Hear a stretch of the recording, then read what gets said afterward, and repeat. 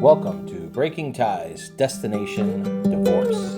This is your go-to source for practical advice and support while you go through the divorce process. Join us each weekday for a quick chat where we'll cover a variety of topics such as child custody, property division, and self-care. Together, we'll explore emotional, financial, and legal aspects of divorce and help you find the best path forward for you and your family.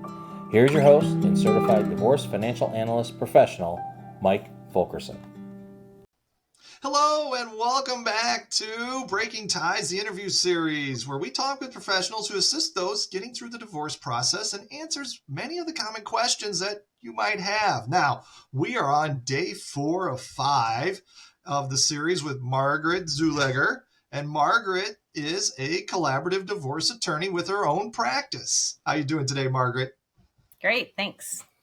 Well, I tell you what, it's been great to have you on this week. And if our listeners haven't checked out the first parts of this series this week, Monday, Tuesday, Wednesday, I think, you got to go back and listen to it because Margaret's been answering some really great questions on collaborative divorce, sharing a ton of information. And I think you all will appreciate that. So go back and check it out if you haven't done so already. Now, we're going to continue on our discussion, and we've walked through a lot of this kind of the process last time and the meetings and a little bit of what happens. And we're going to continue that. So continuing with the kid questions, we've got, can we use the collaborative process to create a parenting plan? Yes, so the collaborative divorce process gets you to all of the final written documents that you need in order to get a divorce. So in every case, you need a marital settlement agreement. That's where all the financial information is described and allocated. If you have children, minor children, you also have to have a parenting plan or allocation judgment. This allocation judgment is what you work up in the collaborative process, and the attorneys draft it, and then the parties sign it, and then it's approved by the judge. Excellent. Yeah, I mean, you would have to assume that, the collaborative process would handle children and all the pieces, parts that go with it as well. Absolutely. Yeah. And we're very child focused if there are children. In fact, that's often why a couple will choose collaborative if they have children, because they're going to try, their goal is to get divorced as peacefully as possible so that they can go on and co-parent their children, because they'll go from spouses and co-parents to just co-parents, but they're still going to be parents of these children. And even if the children are not minors, they are still parents of the children. There can be some real challenges around parenting, not really parenting, but sort of parenting with adult children. Right. There are issues with adult children. There's, payment of college. There's, sometimes there's like health issues. How are we going to deal? How are these parents going to deal with the child's health issue, even if it's not specifically controlled anymore by the court? If they're over 18, sometimes the parents really want to find a way to continue to support their child if their child has a special need or just general, early adulthood angst.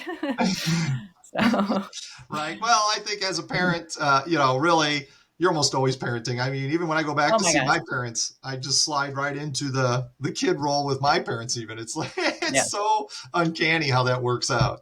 Yes. Yeah, you still are parenting your children and, your adult children, just in a different way, Exactly. Hopefully in a different way. All right. So we've got the finances, we've got the kids. What happens once we reach a collaborative divorce agreement? Well, once everything is written and signed by the parties, then the attorneys also prepare all the documents that you need to get before the judge. So the petition for dissolution of marriage, the appearance, there's usually, depending on the county, a stipulation saying that you're ready for prove-up, getting the date for the prove-up, or if you're doing it by Zoom, an affidavit for prove-up. But anyway, getting all the documents together, signed where needed, including any division of retirement. So if the parties are dividing an IRA, a pension, basically any retirement asset other than an IRA, then they need a quadro, qualified domestic relations order. And that's what divides a 401k or a pension or a 403b or whatever. And so that document also has to be prepared. And I always want it to be prepared and entered at the time of the judgment. It can be done afterwards, but I don't like, that's not a good idea. So that's not, but we know that. So the attorneys are, as the agreements are coming together, if we know we're going to need a quadro, we get working on that so that it's ready for the finalization. So we're not waiting, once the parties are ready to get divorced, we get them divorced. That's our job. Right. Exactly. You made it to the end. Let's just get it finished without delay.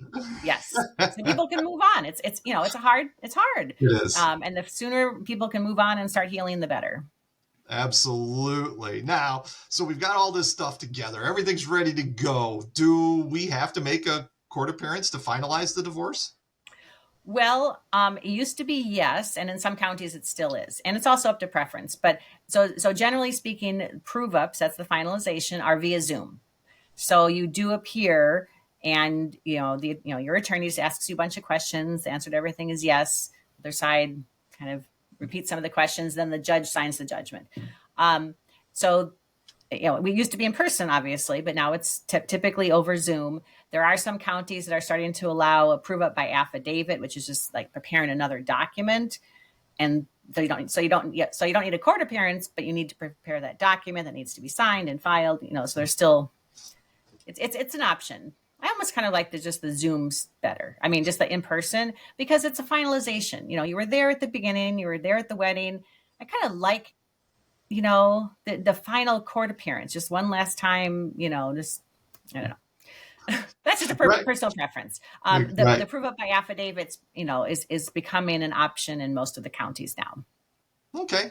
Yeah, that's great. I mean, I didn't even really think about like doing any of these processes via Zoom. Most courts, it's Zoom's your only really your only option. Even if you're self-represented, just in everything. Right. You can come in, some courts allow in person, but they really prefer Zoom for most things. Things are just kind of routine, like approve it. Like the finalization is pretty routine because you don't get to the finalization date until you have everything signed. So it's not the time to argue about things or ask the judge to decide anything. It's just to have the judge rubber stamp your agreement, basically, and finalize it. Yes. Man, once again, today has been fantastic because we have reached the end of our 4th day of the interview series. And I can't thank you enough for coming on and sharing the information that you're sharing, Margaret. This is fantastic. You're welcome. Now, for those who caught today's episode as their first episode, this is a 5-part series. So we've already got 3 days in the books. You're going to want to go back and listen to those. They have different questions, and they all pertain to the collaborative divorce process. Then you're going to want to come back tomorrow and join us as we continue our discussion on the final day. Margaret and I would like to take a moment to thank you for joining us today on this episode of Breaking Ties, the interview series. Should you have questions for Margaret, she's happy to answer them. Her information is going to be in the description here of the podcast. Divorce is not the end of your story. It is the start of your next great chapter.